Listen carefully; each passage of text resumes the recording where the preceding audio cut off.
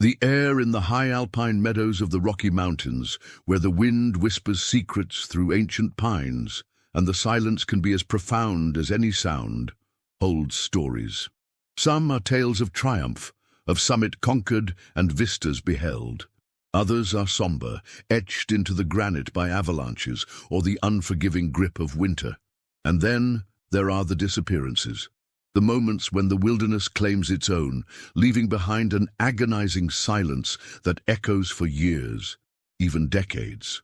For 25 years, the story of Kelly and John Johnson has been one of those haunting silences. In the summer of 1999, this young, vibrant couple from Denver, their hearts brimming with the promise of adventure, set out into the rugged beauty of the Rockies, seeking an experience that would bind them closer and etch itself into their memories. They sought the thrill of the trail, the challenge of the climb, the simple, profound joy of being immersed in nature's grandeur. They were not reckless. They were prepared, armed with maps, supplies, and the shared optimism of a life just beginning to unfold. Their destination was a remote and breathtaking section of the mountain range, a place known for its raw, untamed splendor and its capacity to both awe and humble. What they found instead was a mystery that would unravel their lives and the lives of those who loved them, leaving a void that the passage of time seemed only to deepen. The initial search, a frantic, desperate effort by friends, family, and local authorities, scoured the trails, probed the dense undergrowth, and scanned the unforgiving slopes. Every crevice, every possible route was meticulously examined, yet the mountains offered no sign, no clue, no whisper of their fate. As days turned into weeks and weeks into months, the hope that sustained the search began to wane, replaced by a chilling acceptance that Kelly and John had been swallowed by the immensity of their chosen playground. The wilderness, so inviting and beautiful just days before, now seemed a silent, indifferent entity, guarding its secrets with an impenetrable resolve. Their story became a cautionary tale, a stark reminder of the inherent risks that accompany the allure of the wild, and a painful testament to the enduring grief of unanswered questions. It was a narrative that settled into the quiet corners of local lore, a ghost story whispered around campfires, a question mark hanging heavy in the mountain air. But the mountains, in their own inscrutable way, sometimes choose to reveal what they have hidden.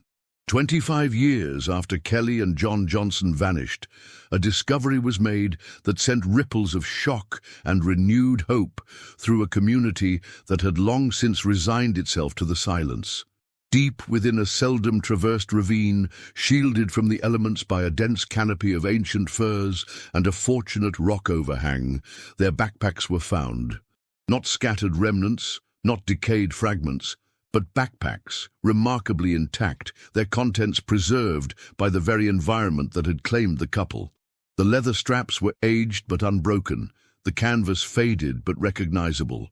The discovery was as unexpected as it was profound, a tangible link to a past that had felt irrevocably lost. It was as if the mountains, after a quarter of a century of silent guardianship, had decided to offer a single, poignant clue. This find didn't just reopen the wound of their disappearance, it reignited a desperate, fervent search for truth. The intact state of the backpacks suggested that they hadn't been the victims of a sudden, violent event that would have scattered their belongings. Instead, it hinted at a more enigmatic scenario, perhaps an accident, a disorientation, or a decision made under duress, which led them to leave their packs behind before their final moments. The discovery presented a fresh impetus, a tangible starting point for a quest that had seemed to have no end. It was a second chance for closure, a chance to finally piece together the fragments of a tragic puzzle that had haunted so many for so long. The mystery of Kelly and John Johnson, once a closed chapter of quiet sorrow, was now a living, breathing enigma, demanding to be understood, to be resolved. This is their story, a journey into the heart of a wilderness that holds its breath, and into the persistent human drive to find answers, to understand, and ultimately to heal. The recovery of the Johnsons' backpacks, after such a prolonged absence, immediately shifted the focus from a general missing persons case to a more granular, investigative pursuit. The contents themselves, meticulously documented by the authorities and the family, offered the first tangible clues into their final hours. Imagine finding a time capsule, not of ancient history, but of a recent, tragically interrupted present. Inside, alongside essentials like a first aid kit, water purification tablets and trail mix, were items that painted a picture of their intentions and preparedness. Maps of the area were present, folded with the precise creases of frequent use, their routes highlighted with colored pens, indicating a planned itinerary. One particular trail segment, leading towards a more remote and challenging section of the park, was marked with a bolder line, suggesting it was a key objective for their expedition. Furthermore, a detailed journal, filled with Kelly's neat script, chronicled their journey from the initial drive to the trailhead, their daily progress, and observations about the surrounding flora and fauna. The entries spoke of exhilarating views, the crisp mountain air, and their growing sense of accomplishment. However, in the final days of entries, a subtle shift occurred. The tone, while still generally positive, began to reflect a growing awareness of the increasing difficulty of their chosen path. There were mentions of unexpected weather changes, a brief but intense hailstorm that forced them to seek shelter, and a slightly longer than anticipated descent on one of the days. These entries, though not overtly alarming, provided crucial context, suggesting that their journey was not without its challenges, and that the wilderness, even for experienced hikers, could present unforeseen obstacles. Building on this newfound textual evidence, forensic analysis of the backpacks and their contents offered further layers of insight. The wear patterns on their hiking boots, for instance, suggested they had covered significant mileage, but also indicated that they had navigated varied terrain, including some rocky, uneven surfaces. The presence of insect repellent and bear spray, while standard for the region, was noted, along with their respective levels of depletion, providing a rough timeline for their usage and, by extension, their movements.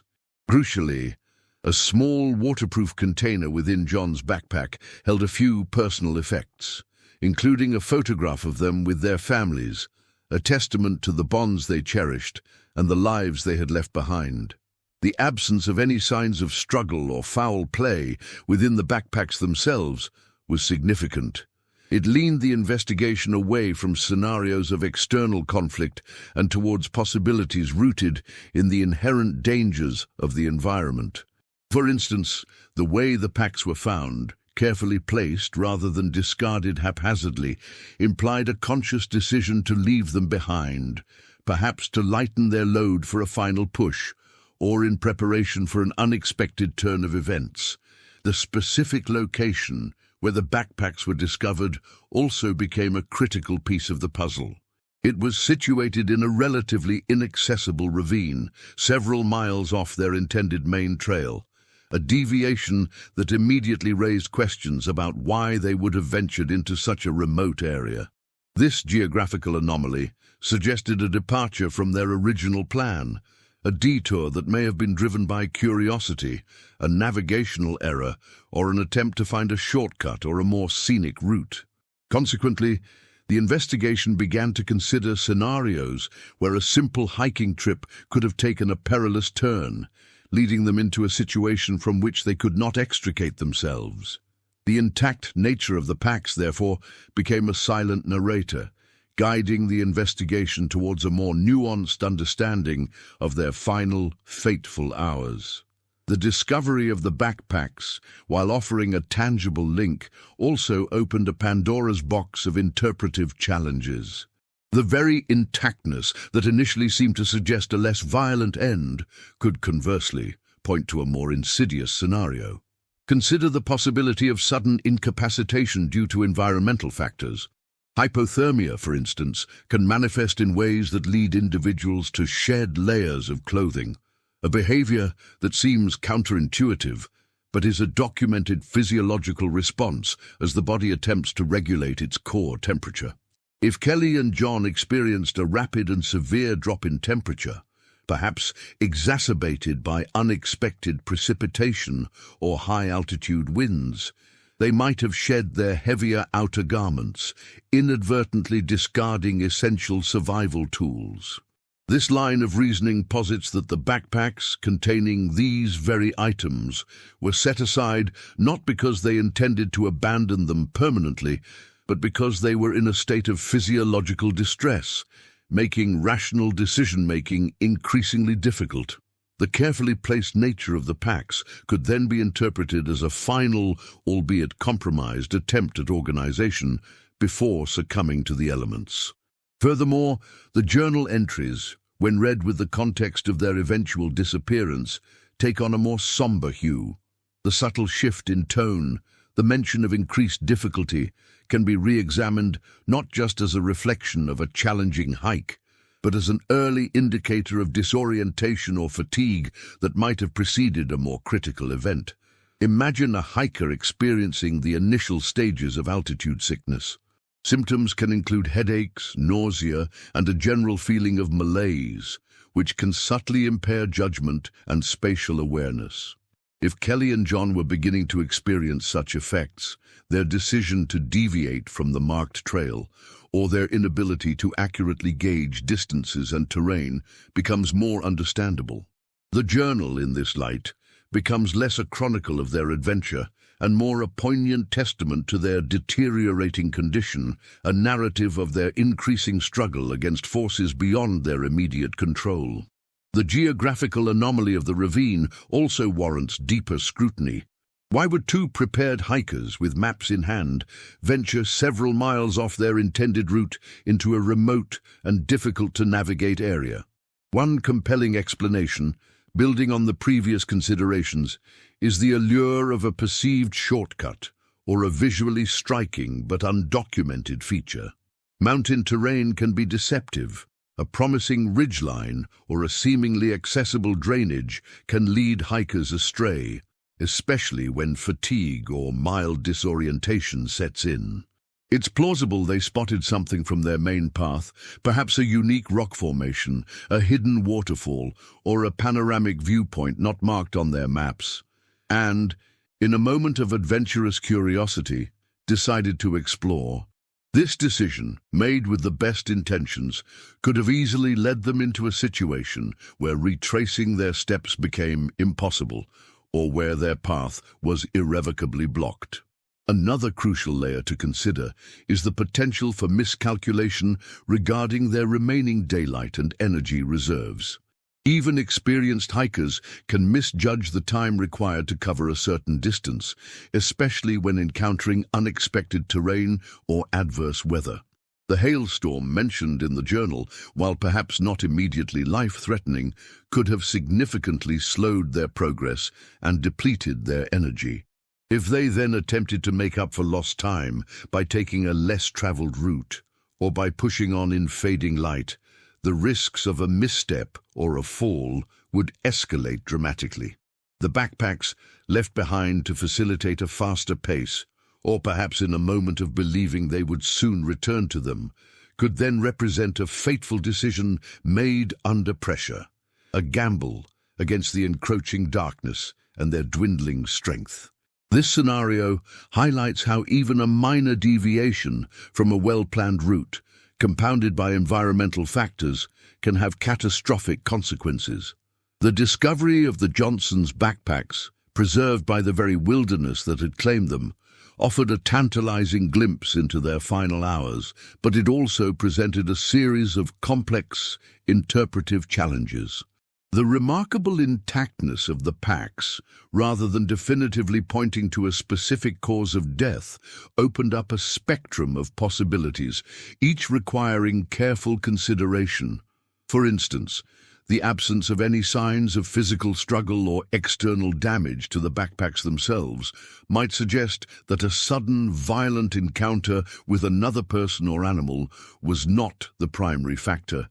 Conversely, this very lack of overt trauma could indicate a more insidious form of peril, one that gradually incapacitated them. Consider the insidious creep of extreme hypothermia. As the body's core temperature plummets, a phenomenon known as paradoxical undressing can occur. This is not a conscious act of shedding clothes out of defiance, but a physiological response where the peripheral blood vessels, which have constricted to conserve heat, suddenly dilate.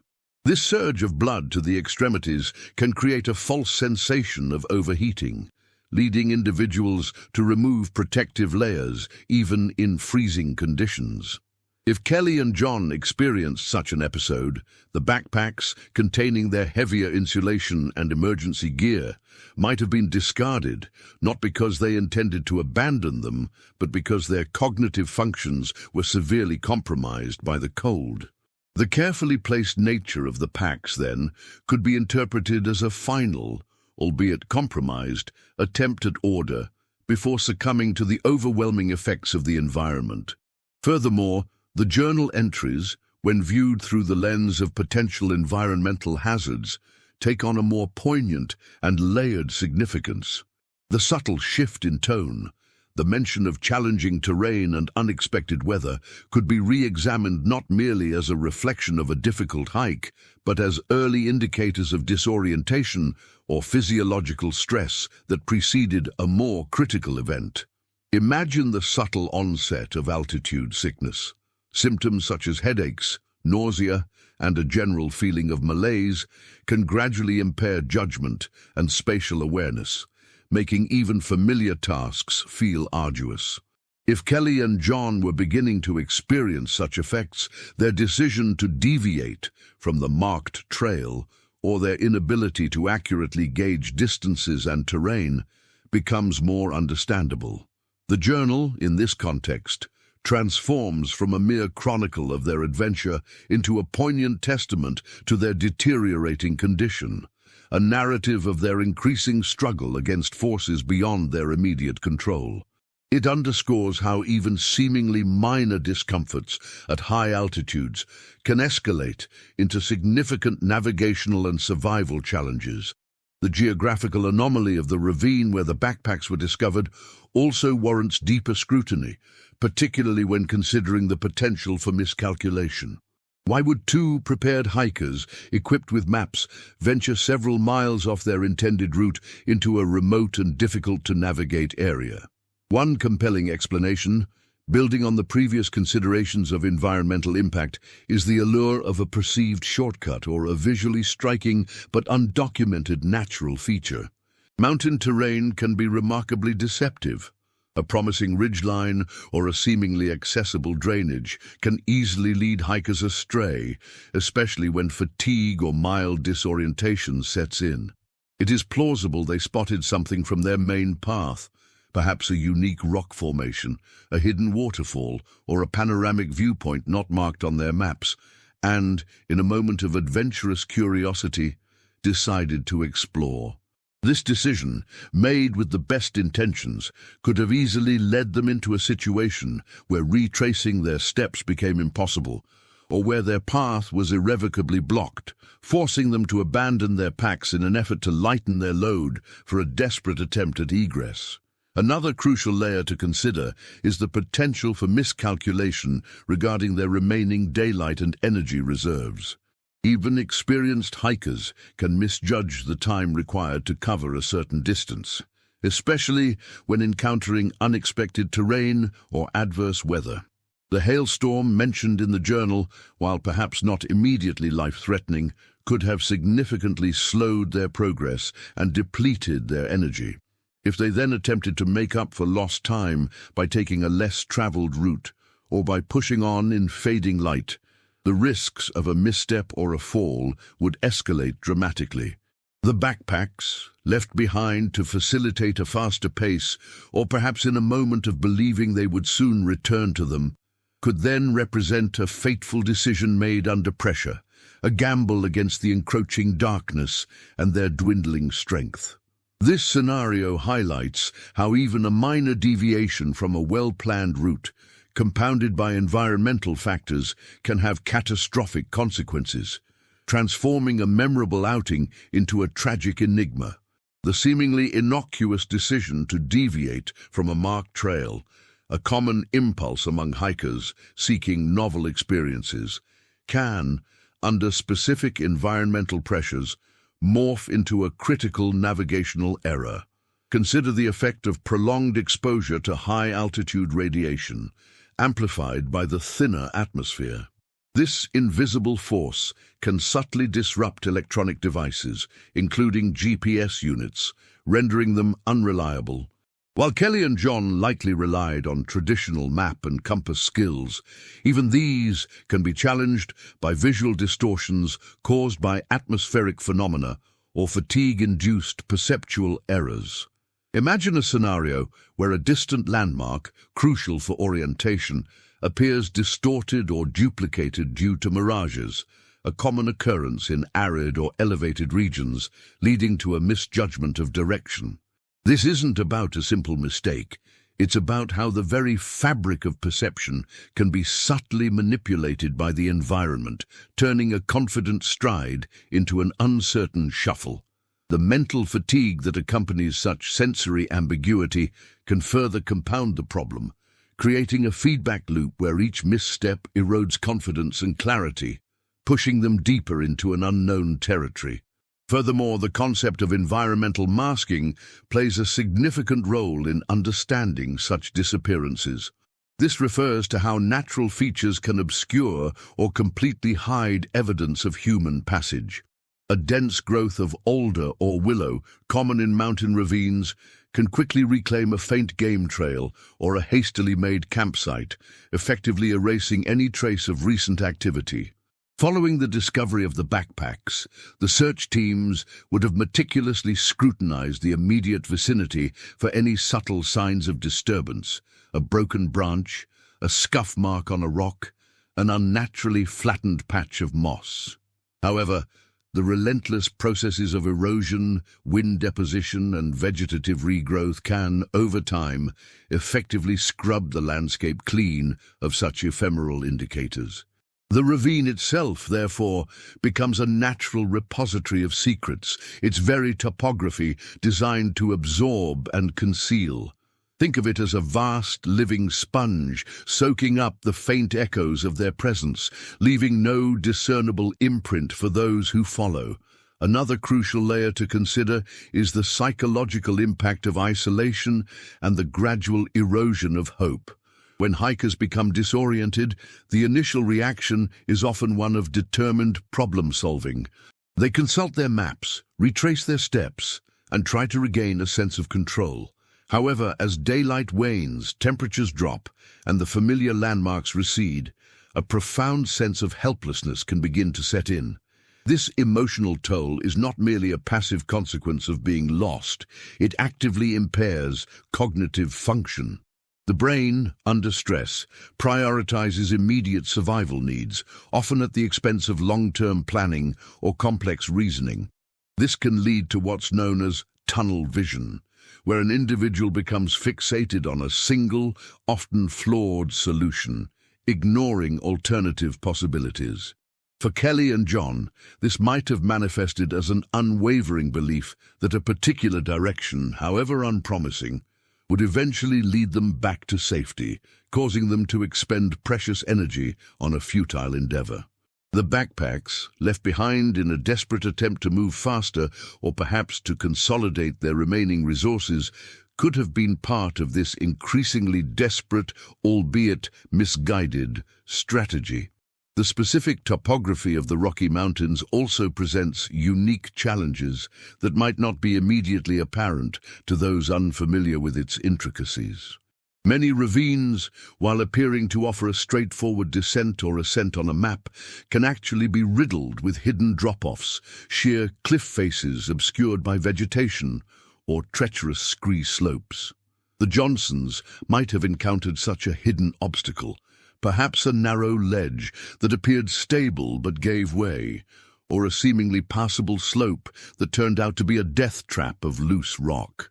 The backpacks, abandoned to navigate such a perilous section, would have been a calculated risk, a gamble to shed weight for a perceived gain in agility and speed.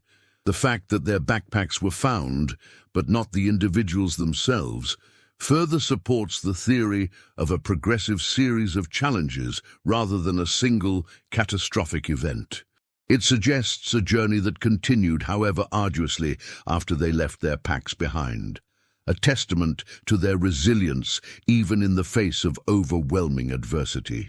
The discovery of the Johnsons' backpacks also necessitates a deeper dive into the subtle yet significant differences in how individuals process and react to extreme stress and disorientation in wilderness environments.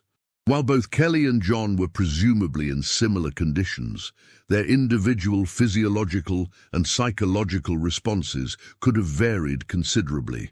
Consider the concept of situational awareness fatigue, a phenomenon where prolonged exposure to high-stakes decision-making under duress gradually degrades one's ability to accurately assess risks and make optimal choices.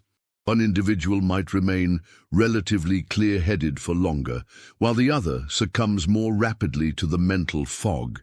This divergence could explain why, for example, one might suggest a particular course of action, perhaps leaving the packs to attempt a more agile descent, while the other, though perhaps silently apprehensive, acquiesces. Now think about how this applies when you're faced with a complex problem at work. Some colleagues might thrive under pressure, while others might become visibly flustered, unable to articulate their thoughts clearly. This inherent variability in human resilience is a critical, yet often overlooked factor in understanding the dynamics of survival scenarios. Furthermore, the specific types of gear and their placement within the backpacks can offer clues about their perceived priorities in their final hours. For example, if a critical piece of survival equipment, like a fully charged satellite phone or a robust emergency beacon, was found to be readily accessible and yet unused, it would strongly suggest a profound level of disorientation or incapacitation. Conversely, if essential navigation tools were buried deep within the packs, it might indicate that they were not actively planning to use them in their immediate predicament, perhaps believing they were only momentarily separated from their main route. Examining the wear and tear on individual items can also be revelatory. Were the compass and map meticulously protected, or did they show signs of being handled roughly, perhaps dropped or exposed to moisture?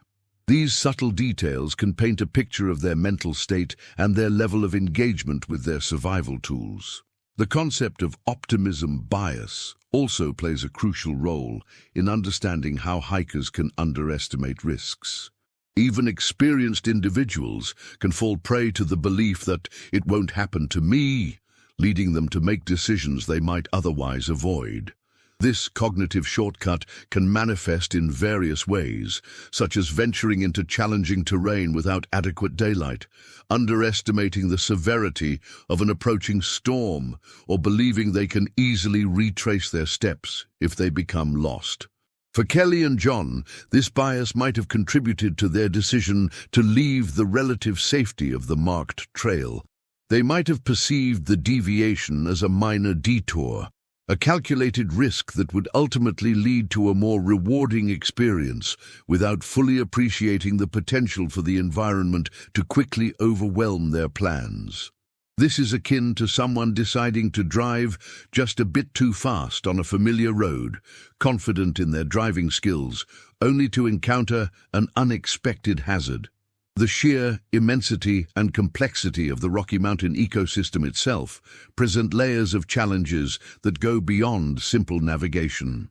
For instance, the presence of vast interconnected drainage systems means that a hiker who becomes lost or injured might be drawn into a watercourse that leads them far from their intended path, or even into dangerous, inaccessible terrain.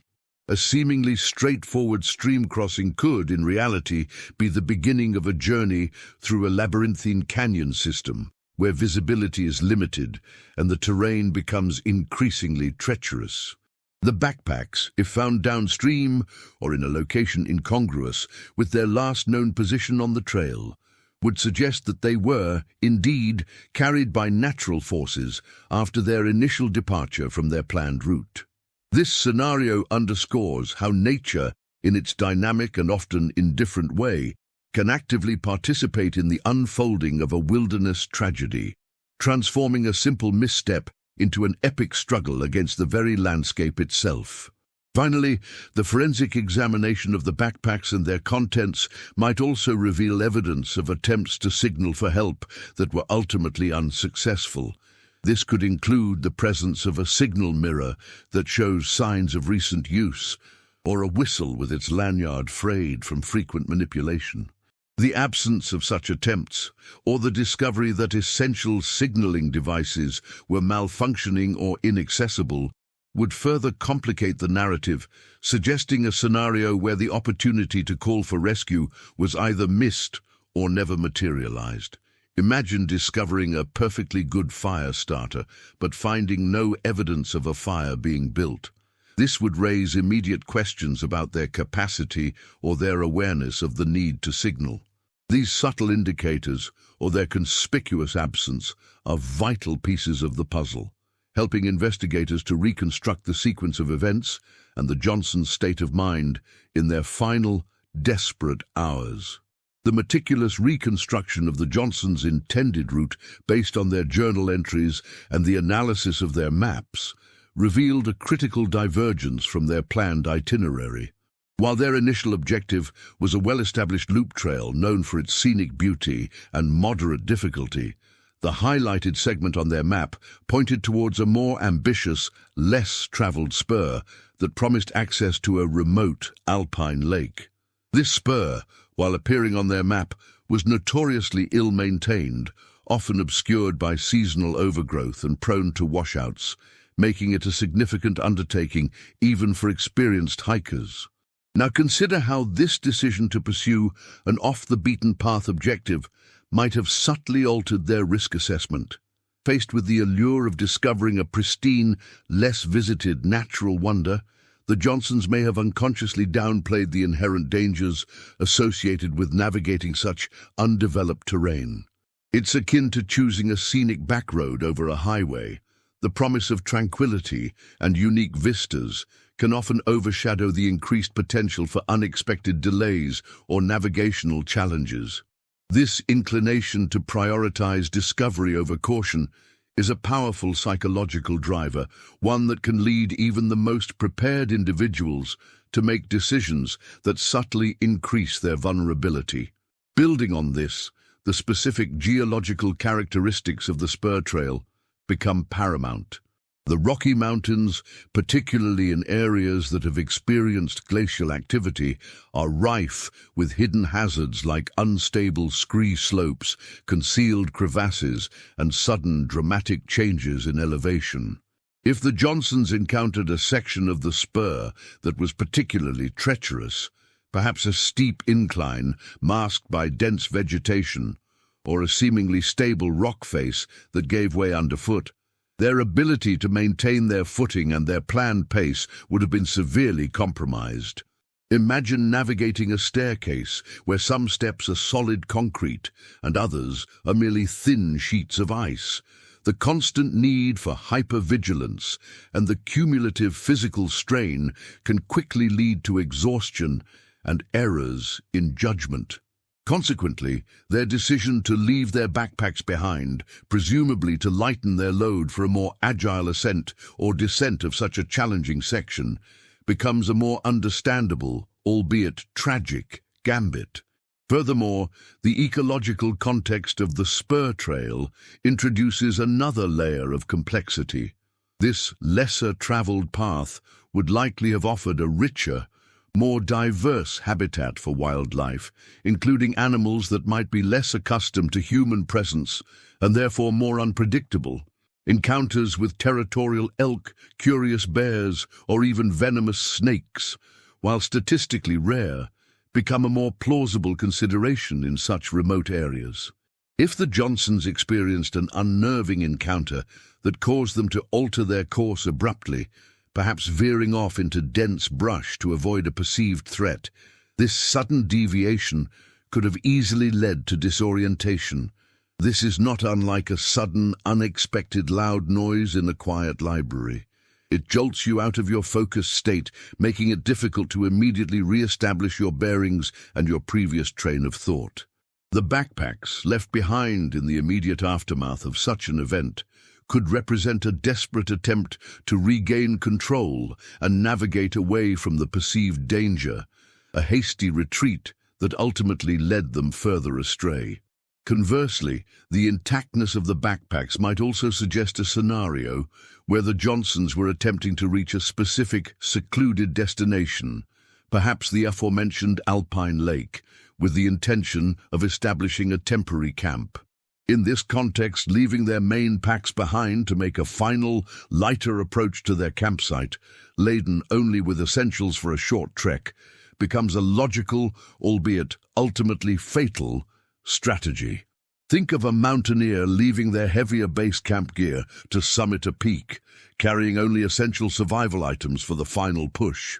If, however, their intended campsite proved inaccessible, or if they were forced to abandon that plan due to unforeseen circumstances, perhaps a sudden storm or a blocked route, they might have found themselves in a precarious situation, far from their cached supplies and potentially disoriented. The backpacks, therefore, could represent the last vestige of their planned progression, left behind in the pursuit of an objective that ultimately proved elusive or insurmountable. The Johnsons' deviation into the spur trail, while seemingly a choice driven by adventurous curiosity, also invites consideration of the subtle yet profound influence of environmental psychology on decision-making in the wilderness. Now, consider how the very aesthetics of an uncharted path can trigger a primal urge for exploration, an innate human drive to discover the unknown. The allure of the virgin territory, untouched by common foot traffic, offers a unique psychological reward, a sense of pioneering that can override more rational risk assessments. Think of it like stumbling upon a hidden cove on a beach. The sheer novelty and the feeling of exclusive discovery can momentarily eclipse concerns about accessibility or potential hazards. This psychological pull, the siren song of the unexplored, can be particularly potent when combined with the physical exertion of a demanding hike, inducing a state of heightened emotional engagement that can subtly cloud judgment. The very act of stepping off the marked path can create a psychological boundary, a mental separation from the perceived safety of the familiar, and usher in a heightened state of anticipation, which can amplify the perceived rewards of the journey. Furthermore, the concept of perceptual narrowing is critical in understanding how individuals under stress can become hyper-focused on immediate goals, often to the detriment of broader situational awareness. As Kelly and John ventured deeper into the spur, encountering increasing difficulty, their focus likely narrowed to the immediate challenges. The next step, the next handhold, the immediate task of navigating a particular obstacle. This intense concentration on the micro level can lead to a diminished capacity to process peripheral information, the changing weather patterns, the subtle shifts in terrain that might indicate a safer alternative route, or the dwindling daylight hours. Imagine a craftsman meticulously carving intricate details into a piece of wood. Their entire world becomes the chisel and the material, often oblivious to the sounds of the workshop around them. This intense focus, while necessary for executing complex tasks, can become a significant liability when the overarching goal is survival and safe navigation. Consequently, their decision to leave their backpacks behind could have been a manifestation of this narrowed focus, an attempt to optimize their immediate physical capacity for a specific localized challenge, without fully considering the broader implications for their overall survival strategy. The geological instability inherent in many high-altitude mountain environments also presents a particularly insidious challenge that can be easily underestimated. Many seemingly solid rock faces are, in reality, composed of fractured strata or loose scree, held together by a delicate balance of friction and gravitational forces. A single misstep, a slight shift in weight, or even a strong gust of wind can trigger a cascade of rockfall, a phenomenon that is both unpredictable and incredibly dangerous. If the Johnsons were attempting to traverse such a section, perhaps believing they had found a more direct route to their intended destination, they could have inadvertently dislodged a critical anchor point, initiating a rockslide that both endangered them and potentially obliterated any clear path forward. The backpacks, abandoned in an effort to navigate such a precarious slope with greater agility, would then represent a calculated attempt to shed weight, a gamble that the immediate gain in maneuverability would outweigh the loss of their essential supplies. This scenario highlights how the very landscape, in its raw and unforgiving nature, can actively conspire to thwart even the most carefully laid plans, transforming a calculated risk into a catastrophic miscalculation. Another crucial layer to consider is the impact of microclimates within the mountain environment. While general weather forecasts might indicate clear conditions, localized phenomena such as sudden fog banks, intense downdrafts, or rapid temperature drops can occur in mountainous regions with little warning. These microclimates can drastically alter the perceived safety and navigability of a particular area. Imagine standing in a seemingly clear valley, only to have a dense, disorienting fog roll in within minutes, reducing visibility to mere feet.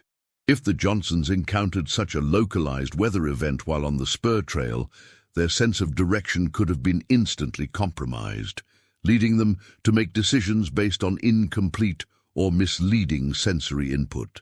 Their backpacks, left behind in the immediate aftermath of such a bewildering environmental shift, could have been an attempt to lighten their load for a desperate, instinctual push towards perceived safety, a movement driven by panic rather than rational planning. This illustrates how the mountain's own atmospheric caprices can act as a potent force in shaping the course of a hiker's journey, turning a pleasant excursion into a harrowing ordeal. The psychological phenomenon of groupthink might also offer a crucial perspective on the Johnsons' fateful decision-making process, especially if they were experienced hikers accustomed to making joint decisions in challenging environments. Now consider how this applies when you're part of a team on a high-stakes project. If one member proposes a course of action and others, perhaps eager to maintain group harmony or avoid appearing less capable, readily agree without rigorous questioning, even if they harbor private doubts, this can lead to a collectively flawed decision. For Kelly and John, this could have manifested as a mutual reinforcement of potentially risky choices.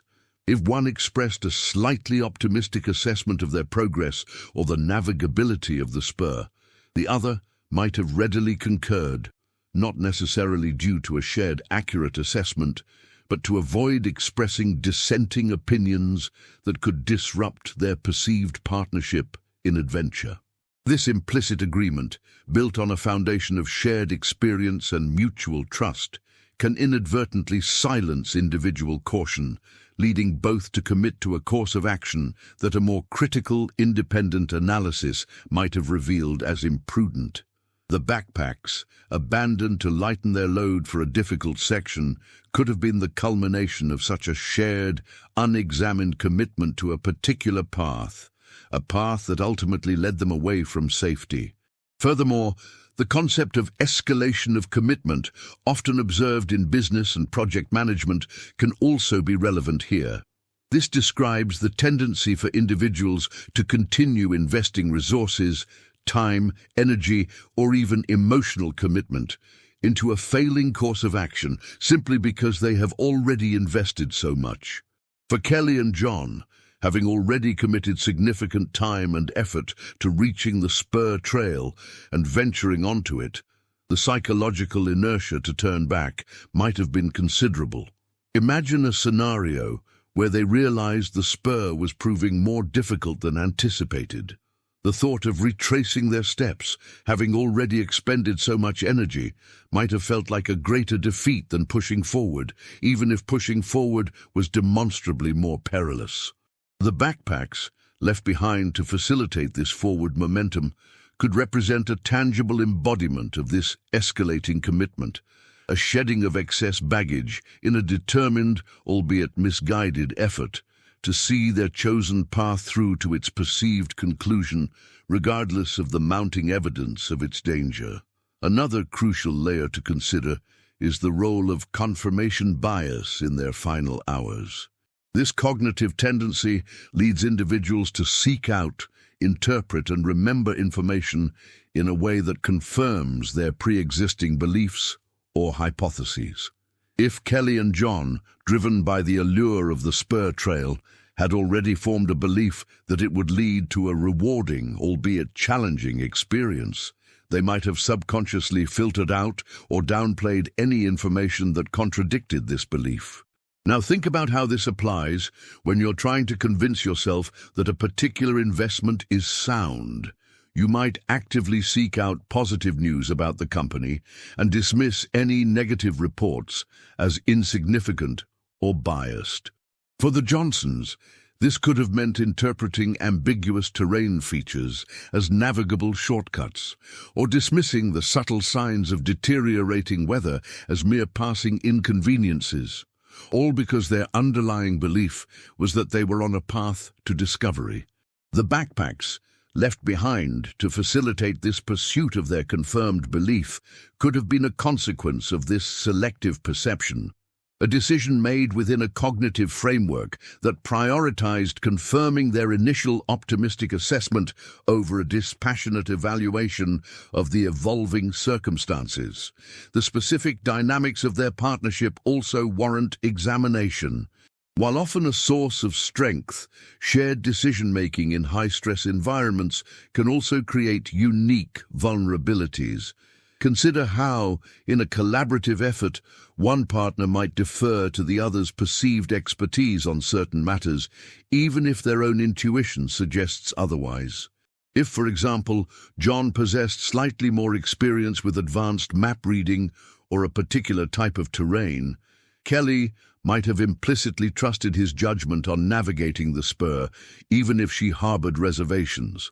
Conversely, if Kelly was the primary journal keeper and meticulous planner, John might have deferred to her initial assessment of the spur's feasibility.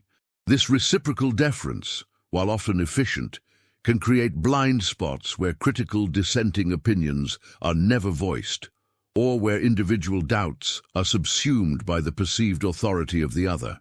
The backpacks left behind could have been the physical manifestation of such a shared, unexamined consensus, a decision made not through independent critical analysis, but through a complex interplay of trust, deference, and a subtle reluctance to challenge the partnership's chosen direction. The very act of venturing off established trails in a mountainous environment can trigger a subtle but profound shift in an individual's sensory processing, a phenomenon often referred to as environmental desensitization. Now, consider how this applies when you're navigating a familiar city street versus exploring an unmarked forest path. Your brain automatically recalibrates its attentional filters. In the wilderness, the sheer density of sensory input, the rustling leaves, the distant bird calls, the subtle shifts in terrain underfoot, the play of light and shadow, can create a cacophony that paradoxically leads to a desensitization to critical cues. This means that subtle but vital indicators of danger, such as a sudden change in wind direction that might portend a storm, or the almost imperceptible tremor of unstable ground, can be overlooked or simply not registered by an overstimulated nervous system. For Kelly and John, this desensitization might have meant that the increasingly precarious nature of the spur trail, the subtle signs of erosion, or the growing distance from any recognizable landmark failed to register as alarm bells. Their backpacks, left behind to facilitate a more nimble movement through this increasingly complex sensory landscape, could have been an attempt to reduce the cognitive load, to focus solely on the immediate physical task of traversing the terrain, thereby exacerbating this environmental desensitization. Building on this, the concept of predictive processing offers another crucial lens through which to understand their final moments. Our brains constantly generate predictions about the sensory input we expect to receive, and then update these predictions based on actual incoming data. When we are in familiar environments, our predictive models are highly accurate, allowing for efficient navigation and minimal cognitive effort. However, in unfamiliar or rapidly changing environments, these models can become less reliable, leading to misinterpretations or a failure to anticipate unexpected events. For Kelly and John, as they moved deeper into the spur, their brains were likely attempting to predict the path ahead, but the unpredictable nature of the terrain and the potential for obscured routes would have constantly challenged these predictions. Consequently, their backpacks, left behind to lighten their load for what they predicted would be a manageable section, might have been abandoned during a period of intense predictive error. They may have predicted a clear path where none existed, or underestimated the effort required to overcome an obstacle, leading them to shed their essential gear in anticipation of a swift resolution that never materialized. Conversely, the very act of carrying significant weight, as hikers do with their backpacks, can itself influence decision-making by altering an individual's perception of their own capabilities and the environment's demands. Now think about how carrying a heavy load for an extended period can subtly shift your perception of effort and distance. What might seem like a short, manageable climb, when unburdened, can feel like an insurmountable task when laden with gear. This physical burden can lead to a more conservative approach, a greater tendency to stick to known routes, and a heightened awareness of potential energy expenditure. By leaving their backpacks behind, Kelly and John were not just shedding weight, they were fundamentally altering their relationship with the environment and their perception of their own capabilities. This liberation from the physical constraint of their packs might have fostered a sense of invincibility, a belief that they could overcome obstacles with greater ease, thereby encouraging them to take risks they might have otherwise avoided had they been carrying their full complement of supplies. This psychological shift, triggered by the physical act of shedding their burdens, could have been a critical factor in their fateful decision to deviate from their planned route. Another crucial layer to consider is the impact of learned helplessness in prolonged, stressful situations. While not necessarily applicable to the initial stages of their disappearance, if Kelly and John found themselves lost and struggling for an extended period, this psychological state could have begun to manifest. Learned helplessness occurs when an individual repeatedly experiences aversive stimuli that they cannot control, leading them to eventually cease trying to escape or improve their situation, even when opportunities to do so arise. If they had experienced a series of setbacks, failed attempts to reorient themselves, encounters with impassable terrain, or the onset of adverse weather, they might have gradually fallen into a state of passive resignation. In such a state, the very act of continuing to carry their backpacks with their associated weight and perceived futility might have felt like an unnecessary burden. Leaving them behind in this context could have represented not a strategic decision for survival, but a surrender to the overwhelming sense of futility, a final act of disengagement from a struggle they felt they could no longer win. The backpacks, therefore, might not have been left behind for tactical reasons, but as a symbolic shedding of the responsibilities and efforts associated with a survival attempt that had, in their minds, already failed. Reflecting on this journey so far, we've navigated the intricate tapestry of the Rockies, a landscape that both inspires awe and conceals profound enigmas. The narrative of Kelly and John Johnson, once a silent echo in the wilderness, has unfolded through layers of discovery, revealing not a simple tragedy, but a complex interplay of human intention and environmental dominion. The threads of their final expedition, from the initial allure of the untamed path to the subtle shifts in perception and the undeniable power of the natural world, have woven a compelling story. As we pivot towards the final reflection, it becomes clear that their experience serves as a potent metaphor for the inherent uncertainties that accompany our own explorations, both external and internal. The mountains, in their silent grandeur, have acted as both a canvas and a crucible, testing the limits of preparedness, resilience, and the enduring human quest for understanding. The weight of their story now settles, not as a burden of unanswered questions, but as an invitation to contemplate the deeper currents that shape our relationship with the wild and with ourselves. It's as if the very air, once heavy with unanswered queries, now hums with a nascent understanding, a quiet acknowledgement of the forces at play when human endeavor meets the raw, untamed power of nature. The lessons, though born of sorrow, offer a profound clarity, illuminating the delicate balance between ambition and caution, between the desire for discovery and the imperative of preservation.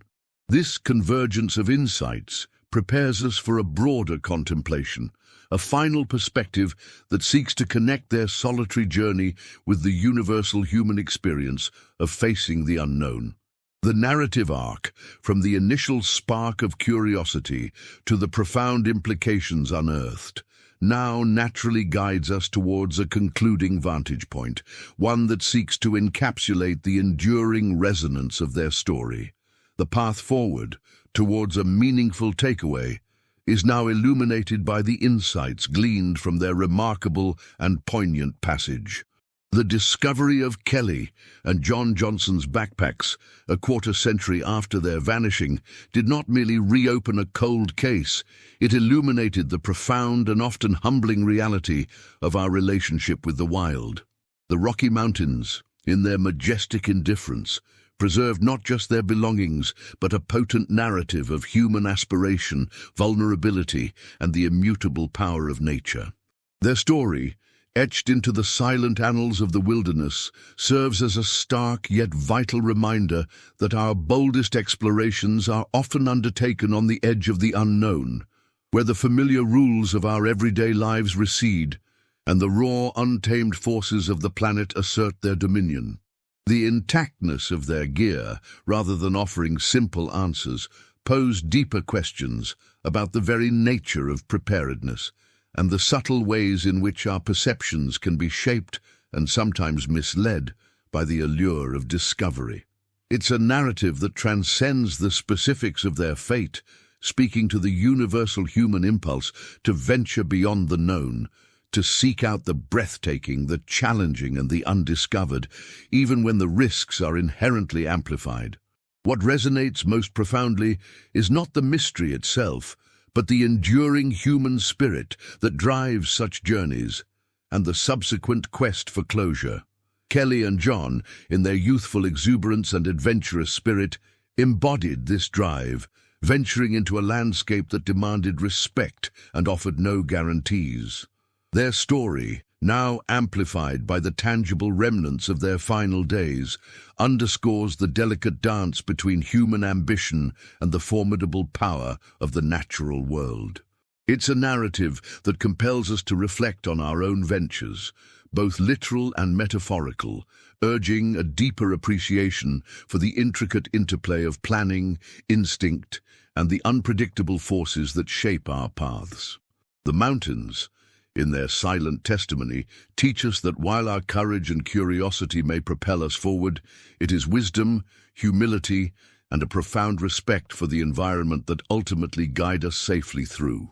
The true practice begins now, in translating these profound lessons into our own lives, fostering a deeper engagement with the world around us, and approaching our own unexplored territories with both intrepidity and a keen awareness of the inherent beauty and formidable power that surrounds us.